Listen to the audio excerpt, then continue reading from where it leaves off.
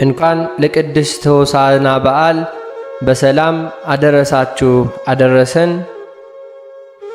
ሆሳዕና በአርያም የምስጋና ንጉሥ እርሱ ማን ነው? በስመ አብ ወወልድ ወመንፈስ ቅዱስ አሐዱ አምላክ አሜን። በቅድስት ኦርቶዶክሳዊት ተዋሕዶ ቤተ ክርስቲያን በድምቀትና በልዩ መንፈሳዊ ሥነ ሥርዓት ከሚከበሩ በዓላት መካከል አንዱ በዓለ ሆሳዕና ነው። ሆሳዕና የሚለው ሆሼዕና ከሚለው የዕብራይስጥ ቃል የተገኘ ነው። ሆሳዕና አርነና አድኃንኮ አባክህ አድነነ ወይንም መድኃኒት መሆን ወይንም መባል የሚል ትርጉምን ይይዛል። ሆሳዕና የዘንባባ እሁድም በመባል ይታወቃል። በዓለ ሆሳዕና በቤተ ክርስቲያናችን ሊቃውንት ከዋዜማ ጀምሮ ሌሊቱን በማኅሌት እየዘመሩ የሚያመሰግኑበትም ነው። ወደ ቅዳሴም ሲገባ ለየት ባለ ሁኔታ ዲያቆኑ ወደ ምዕራብ በር በማዞር አርኅዉኃተ መኳንንት ደጆቻችሁን ክፈቱ ሲል ካህናቱን በውስጥ ሆኖ በዜማ መኑ ውእቱ ንጉሠ ስብሐት የምስጋና ንጉሥ እርሱ ማን ነው ይላል። ይህንንም ከተቀባበሉ በኋላ ዲያቆኑ እግዚአብሔር አምላከ ኃያላን ውእቱ ዝንቱ ንጉሠ ስብሐት፣ ይህም የምስጋና ንጉሥ የኃያላን አምላክ እግዚአብሔር ነው ሲል፣ ካህኑም ይባ ንጉሠ ስብሐት ይባ አምላከ ምሕረት፣ የምስጋና ንጉሥ ይግባ የምሕረት ንጉሥ ይግባ ይላል።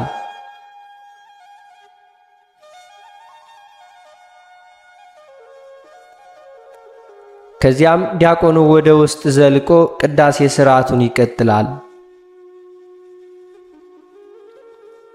በዕለቱም ስለ ሆሳዕና በጥልቀት የሚናገር የቅዱስ ጎርጎርዮስ ቅዳሴ ይቀደሳል። እጅግም ልዩ በሆነ የሆሳዕና ወደትም ከዳዊት መዝሙር ምስባክ እየተሰበከ ወንጌል እየተነበበ ከጾመ ድጓውም እየተዜመ ይከበራል። ለሕዝቡም ዘንባባ ይታደላል። ጸሎተ ፍታትም ይከናወናል።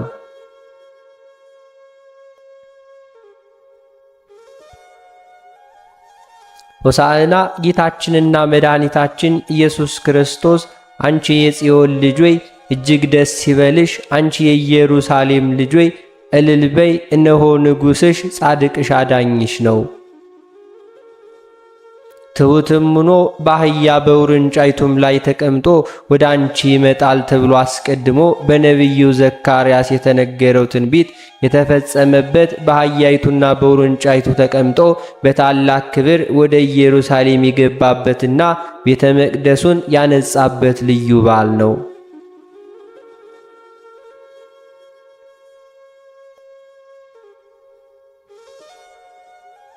ሆሳዕና ከትንቢቱ በተጨማሪ ምሳሌውም የተገለጠ ነው። በኦሪትም የነበሩ ነቢያትም ዘመኑን ሁሉ የጸብ የጦርነት ከሆነ በፈረስም ተቀምጠው በዚያም ጦር ሁሉ ነጥቀው ይላሉ። በተቃራኒውም ደግሞ ዘመኑ የሰላም የእርቅ የሆነ እንደሆነ በአህያ ላይ ተቀምጠው መነሳንስም ጭነው ይዘው ይታያሉ። የሰላም ንጉሥ የሆነ ጌታችንና መድኃኒታችን ኢየሱስ ክርስቶስ የተናገረው ትንቢት ተፈጽሞ የተቆረጠውም ሱባዔ አልቆ የተመሰለውም ምሳሌ እውን የሚሆን በት ዘመን ደረሰ። ሰላም እርቅ ድህነት ሊፈጸምላችሁ ነው ሊለ በአህያና በውርንጫይቱ ላይ ተቀምጦ በብዙ አጀባ ታጅቦ በሆታም በእልልታም ወደ ኢየሩሳሌም ገባ።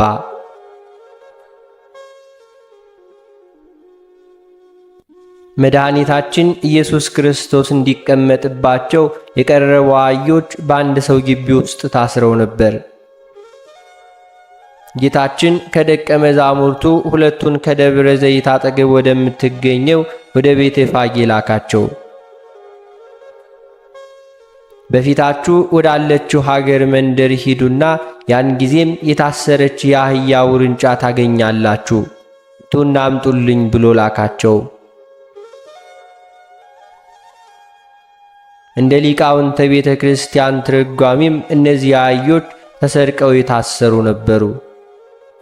እነዚህም አህዮች ባለቤታቸው ባልሆኑ ሰዎች ተሰርቀው እንደታሰሩ ሁሉ የሰው ልጆችም በምክረ ከይሲ ተታለው በእግዚአብሔር ላይ ያላቸውን እምነት አጉድለው ሕጉንም አፍርሰው ከተከለከሉት ዕፀ በለስ በመብላት ለ5500 ዘመን በአጋንንት ቁራኝነት ታስረው ይኖሩ ነበር።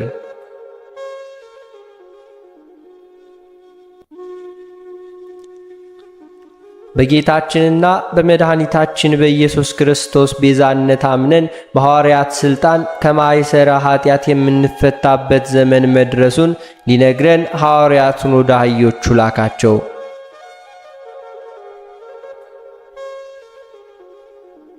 ሐዋርያቱም ወንጌል መንግሥትን አስተምረው አሳምነው በተሰጣቸው ሥልጣን በኃጢአት ማሰሪያ የተያዘውን ዓለም እየፈቱ ወደ ክርስቶስ የሚያቀርቡ እውነተኞች መልእክተኞች ናቸው።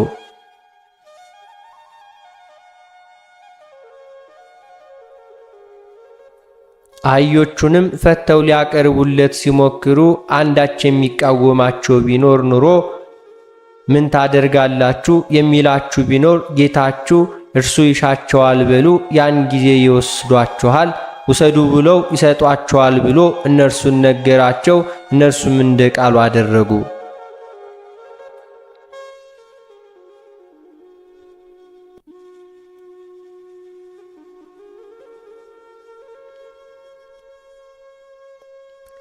አህያይቱን ከነውርንጫዋ ከመጡለት በኋላ ልብሳቸውን እያወለቁ በላይ ጫኑ። በምትሄድበት መንገድ ልብሳቸውን ሁሉ አነጠፉ። የቀሩትም የዛፍ ጫፍ ሁሉ እየቆረጡ በመንገድ ላይ የሚያነጥፉ ነበር።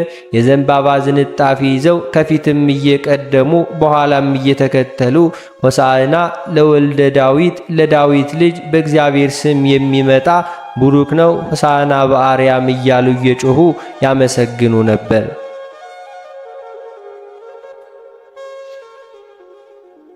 በእንዲህ አይነት ክብር በብዙ ሕዝብ ታጅቦ ከኢየሩሳሌም እስከ ቤተ መቅደሱ ካለው 16 ምዕራፍ 14ቱን ምዕራፍ በእግሩ 2ቱን ምዕራፍ ደግሞ በአህያይቱ ተቀምጦ ሄዷል። በውርንጫይቱም ተቀምጦ ደግሞ ቤተ መቅደሱን 3 ጊዜ ዙሯታል። በእንዲህ አይነት ክብር መመስገኑ ሊቃናት ካህናቱም አላስደሰታቸውም ነበር። ከፍ ብለው የሚያመሰግኑትን ሕፃናት ጭምር ከማመስገን እንዲከለክላቸው ሁሉ ጠይቀውት ነበር። እርሱ ግን እንዲህ ብሎ መለሰላቸው።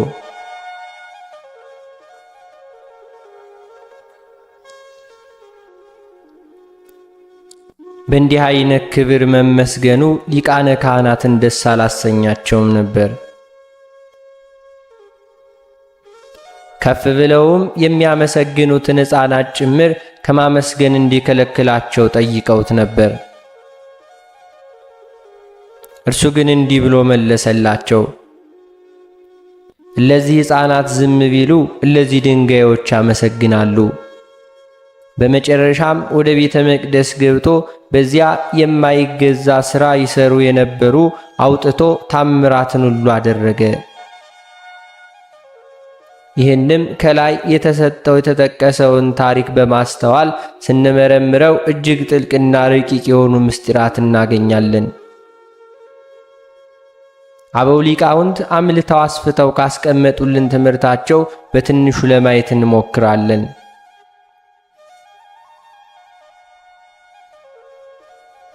አህያዋና ውርንጫዋ በዚህ ዓለም አህያ ለሸክም የሚያገለግል የተናቀ ነገር ግን ትሑት የሆነ እንስሳ ነው።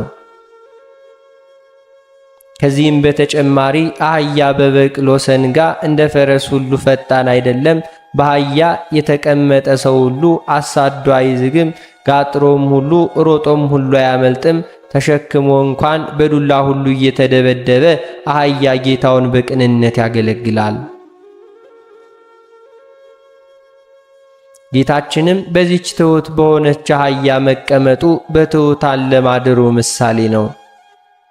ራሳቸውን ዝቅ ያደረጉ እርሱ በረድኤት ያድርባቸዋል። በዘባነ ኪሩብ አድሮ የሚኖር ጌታ የአህያ ጀርባን መረጠ። እርሱ በሃይማኖት ለሚሹ በሕግ አምልኮም ሁሉ ለሚከተሉት ቅርብ አምላክ ነው። በጽኑ መከራ በሰቆቃና በስቃይ ወይንም ሳይቀር በሃይማኖት ጸንተው ተስፋ የሚያደርጉትን ተስፋቸውን ያደርግላቸዋል። ጌታችን የተቀመጠባቸው አህዮች አንደኛዋ ጭነት የለመደች፣ ሁለተኛዋ ደግሞ ገና ያልለመደች ናት። እርሱ ግን በሁለቱም ተቀመጠባቸው። ጭነውም ሁሉ ጭነት የለመደችውን ሕገ ኦሪትን መጠበቅን የለመዱ የእስራኤል ዘሥጋ ውርንጫይቱም ደግሞ የአሕዛብ ሁሉ ምሳሌ ናቸው። እነርሱም ገና ሕግ መጠበቅን ሁሉ አልለመዱም ነበርና ጌታችንም ወዶ ፈቅዶ ባደረገው ቤዛነት በኩል ሕዝብንም አሕዛብንም በእርሷ አምነው ማደሪያዎቹ ሆነዋልና። ሁለተኛ ደግሞ ልብስ ነው። ደቀ መዛሙርቱ በአህያይቱ ከነውርንጫዋ ከታሰረችበት ቦታ ፈተው እንዳመጡለት በዚያ የሰዎች ሁሉ የነበሩት ልብሳቸውን በአህያይቱና በውርንጫይቱ ጀርባ ጎዘጎዙ።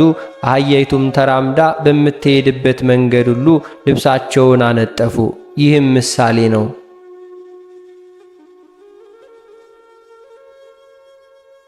ልብስ የውስጥ ገመና ከታች ሁሉ ይሸፍናል። አንተ ገመናችንን ከታች ነህና ሲሉ ልብሳቸውን ጎዘጎዙለት። በሌላም በኩል ልብስ ክብር ነው ያከብራልና፣ ያንን የሚያስከብረውን ልብስ ሁሉ አነጠፉ። ክብራችን አንተ ነህ ሲሉ ክብራቸውን ዝቅ አደረጉለት። የቀናች የነበረችው አህያ ጌታችን ስለተቀመጠባት የተናቀችው ክብር አገኘች። የሰዎች ልብስ እየተነጠፈላት በክብር ሄደች። እግዚአብሔር በረድኤት ሲያድርብን ይንቁን ያንገላቱን የነበሩ ሁሉ ያከብሩናል። ቅዱሳን በዚህ ዓለም ሲኖሩ ብዙ መከራ ተፈራርቆባቸዋል። ዓለም ትቢያ ጉድፍ ሁሉ አድርገዋቸዋል። ይህም ይሁን እንጂ በሃይማኖት ጽናት በምግባራቸው ቅናትም እግዚአብሔር አድሮባቸው ሁሉ ያከብራቸዋል። አስጨናቂዎቻቸውም ሳይቀር ይገዙላቸዋል። ሶስተኛው ምሳሌ የዘንባባ ዝንጣፊ ነው።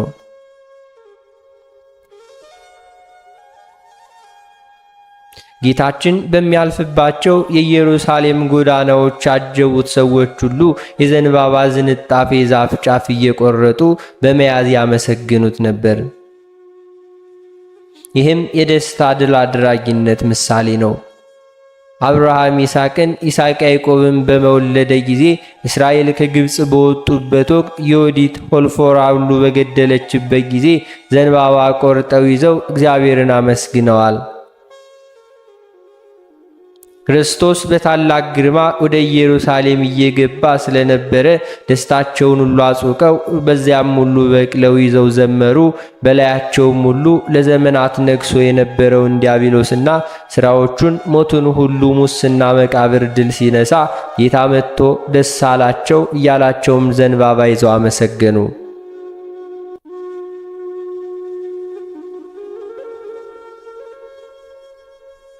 ከፊት ከኋላውም ያሉ ድምፃቸውን ከፍ አድርገው ሆሳዕና ለወልደ ዳዊት ቡሩክ ዘይመጽእ በስመ እግዚአብሔር፣ ለዳዊት ልጅ መድኃኒት መባል ይገባዋል፣ በእግዚአብሔር ስም የሚመጣ ቡሩክ ነው እያሉ ዘመሩ። ነቢዩ ቅዱስ ዳዊት ከልደተ ክርስቶስ አስቀድሞ በትንቢት መንፈስ እግዚአብሔር የሰራት ቀን ይህች ናት፣ በእርሷም ደስ ይለናል፣ ሐሴት እናድርግባት፣ አቤቱ እባክህ አሁን አድነን፣ አቤቱ እባክህ አሁን አንቃን፣ በስመ እግዚአብሔር የሚመጣ ብሩክ ነው ብሎ እየዘመረ አመሰገነ።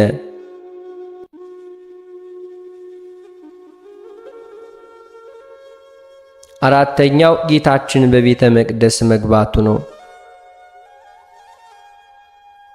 በብዙ ምስጋናና እልልታ ይልቁንም ሽንገላ ከሌለበት ከሕፃናት አፍ ሁሉ የሚፈልቀውን ምስጋና እየቀረበለት ልዩ ግርማ ጌታችን ኢየሱስ ክርስቶስ በኢየሩሳሌም አደባባይ ተቋርጦ ወደ ቤተ መቅደስ አቋርጦ ገብቷል።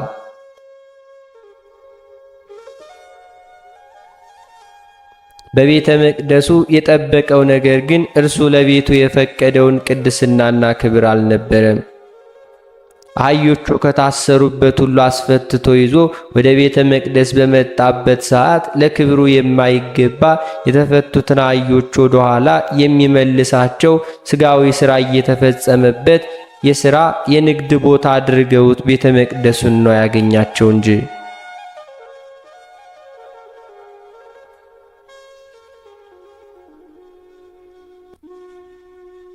ጌታችን ኢየሱስ ክርስቶስ በዚህች ምድር በሥጋ ተገልጦ እየተመላለሰ ባገኘባት ዓመታት ውስጥ ከተቆጣባቸው ጥቂት ጊዜያት አንዱ በሆሳዕና ዕለት ወደ ቤተ መቅደስ ሲገባ ነው። የጸሎት ቤት የሆነችውን የእግዚአብሔር ቤት የአይሁድ የገበያ ቦታ የቅድሚያ የዝርያ አደባባይ ያደረጓት። የዝርፊያ አደባባይ ሁሉ ሆናለች። በዚህም ትሑቱ ጌታ ተቆጣ። በዚህ የሚሸጡ ይለውጡ የነበሩትን ሁሉ አስወጣቸው። ወንበራቸውን ሁሉ ገለባበጠ። ቤተ መቅደሱንም ሁሉ ቀደሰው። ቀደሶ ማኅደረ ልዑል እንዲል ቅዱስ ዳዊት አነጻው፣ ለየው፣ አከበረው፣ ወደ ቀድሞ ክብሩ መለሰው።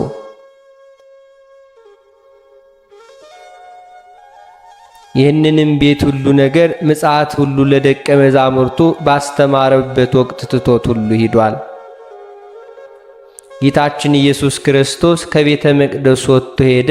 እንዲህ ሲል ቅዱስ ማቴዎስ የሆሳዕና ዕለት ግን ለሐዲስ ኪዳን አገልግሎት እንዲሆን ነጋዴዎቹን ሁሉ አጭበርባሪዎቹን አውጥቶ አጽድቶ ሰጠን።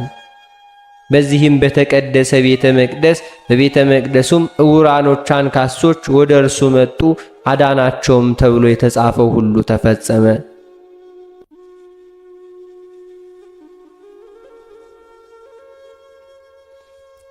ዛሬስ ጌታችን በአጥቢያችን ወዳለ ቤተ መቅደስ ቢመጣ ወይንም ቤተ መቅደስ ወደ ተባለው ሰውነታችን ቢመጣ ይህንን ቤተ መቅደሱን በተገቢ ክብር ያገኘው ይሆን? የገበያ ስፍራ ያልሆነ ከንብረት እስከ ሰውነት ሁሉ ያልተሸጠ ቤተ መቅደስ ይኖር ይሆን? የጸሎት ቤት የነበረው ቤቱ እንደዚህ ዘመን ዛሬ ከጸሎት ቤትነት ይልቅ የነገር ሁሉ የክርክር፣ የፖለቲካ፣ የክስ፣ የወንጀል ሁሉ መፈጸም ያልሆነምን? ሙስና የነገሰባት ሁሉ አገልጋዮች የሚፈጸሙባት የክርስቲያናዊ በደል ምዕመናን ከቤተ መቅደሱ ተገኝተው ጸሎት ማድረግ ትተው እያለቀሱ እያዘኑ የሚገኙባት ቤተ መቅደሶች የሉምን? ያችን ቤተ መቅደስ ያነጻ የገሊላ አውራጃ ከምትሆን ከናዝሬት የወጣ ጌታ ነበር። አሁን ግን ያ ጌታ ከሰማይ በግርማ መለኮት በክበበ ትፍሲት በቅዱሳን መላእክት ታጅቦ ይመጣል። አንደበትም ሁሉ በፊቱ ዝም ይላል፣ እርሱ ሁሉ ዝም አይልም።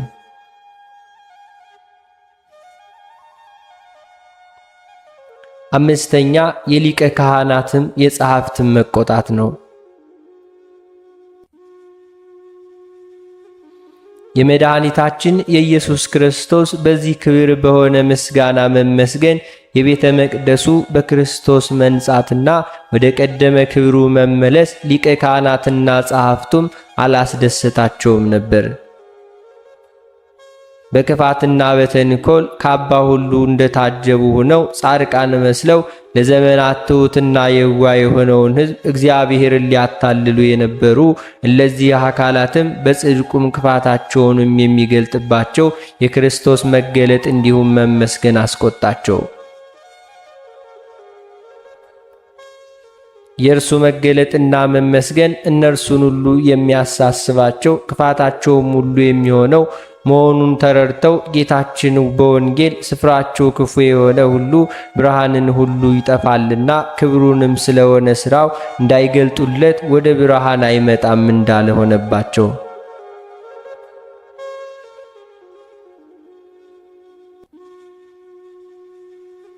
የክፉዎች የመጨረሻ ክፋት ክፉ መስራታቸው ብቻ ሳይሆን በጎ የሚሰሩ ሰዎችን በዓይናቸው እንኳን ለማየት አለመፈለጋቸው ነው። የቅኖና ደግነት፣ የመልካም በጎ ሥራ የትሑታን የተሰበረ መንፈስን ይጎበኛቸዋል፣ በማንነታቸውም ሁሉ ይጎልላቸዋል። እኛም ጌታችን ሲመሰገን መስማት አልፈለጉም። እነርሱም ነገር ግን አያመሰግኑም፣ አላዩም ሁሉ አላመሰግናችሁኝም ብሎ የወቀሳቸው የለም። ሕሊናቸው ቢረብሻቸው ሕፃናቱን ዝም አሰኝ ብለው ለክርስቶስም ነገሩት።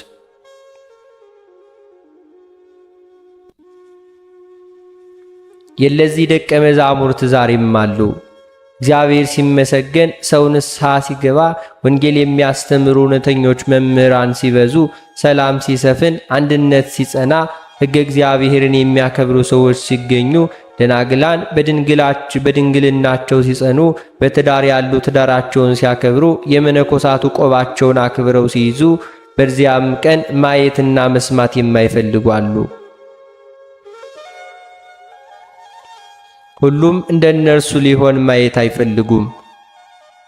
ዓለም ሳይፈጠር ባሕሪው እያመሰገነው ምስጋና ሳይቋረጥ የኖረ ጌታችን ሕፃናት ለምን አመሰገኑት ብለው ያላዋቂነት ጥያቄ ጠየቁት። በዚያም ስፍራ ያሉ ዝም በሉ ቢላቸው ምስጋናው የሚቋረጥ መስሏቸዋል። ነገር ግን እለዚያ ሕፃናት ዝም ቢሉ እለዚያ ድንጋዮች ያመሰግናሉ አላቸው። በስድስተኛም ክርስቶስ ትቷቸው ሄደ። የታሰሩትን ፈቶ ወደ ቤተ መቅደስ አስገብቶ ቤተ መቅደሱን ባርኮ ፈውስ በረከትን ሁሉ አሳድሮ ተመስግኖበትም ለዘላለም የሚመሰገን መሆኑን ለተቃውሞም አስረድቶ ያበቃ። በዚያም ትቷቸው ከከተማው ወደ ቢታንያ ሄደ። በዚያም አደረ እንዲሉ ሊቀ ካህናትና ጸሐፍቶችንም ትቷቸው ሄደ። ክህነታቸውን ሁሉ አሸለፈ። ያላቸውን ክብር ሀብት፣ ከሁሉም በላይ ደግሞ ቅንነትና ትሑትነት ልቦናቸውን ለነገራቸው ለሐዋርያት ሰጣቸው። እግዚአብሔር በተለዩ መንገዶች ክብሩን አምላክነቱን ይገልጥልናል። የልቦናችንን በር ሁሉ ያንኳኳል። በቃሉ ይጠራናል። ተገቢ ምላሽን በየጊዜው ካልሰጠን ትቶን ሁሉ ያልፋል። እነርሱ ግን ጌታችን ትቷቸው ሄዶ በ90 ዓመት ሁሉ ጥጦስን ከሮም ዘምቶ ቤተ መቅደሳቸውን ሁሉ አፍርሶ እነርሱንም መጥቶ አገሪቱን ወደ ወና ሁሉ አደረጋቸው። እኛ ዛሬ ቢመጣ ወደ እኛ የሚገባው ከእኛ ጋር እንዲያድር የሚያደርገው በጎ መዓዛ ያለው ምግባር ይኖረን ይሆን?